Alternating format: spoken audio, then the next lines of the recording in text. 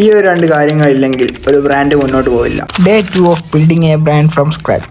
Hey guys, I'm Hisham, an 18-year-old first year degree student.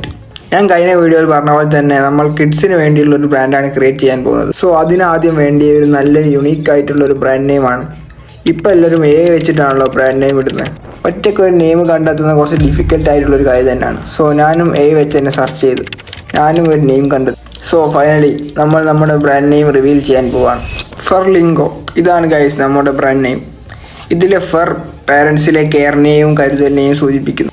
ലിംഗോ കുട്ടികളിലെ ലേണിങ്ങിനെയും സ്നേഹത്തിനെയും സൂചിപ്പിക്കുന്നു. ഫെർലിംഗോ the language of love, learning and togetherness. Also നമുക്ക് നമ്മളെ ബ്രാൻഡിന് പറ്റിയ നല്ലൊരു ലോഗോയും ക്രിയേറ്റ് ചെയ്യണം. നമുക്ക് അതിലൊരു പിടിയും ഇല്ലാത്തതും കൊണ്ട് ഞാൻ അതിൻ്റെ ചെങ്ങായിനെ ഏൽപ്പിച്ച് ഓൻ നല്ലൊരു വൃത്തിക്ക് നല്ലൊരു ലോഗോ തന്നെ ക്രിയേറ്റ് ചെയ്ത് തന്നു. സോ അത് നല്ല രീതിയിൽ തന്നെ എനിക്കിഷ്ടമായി.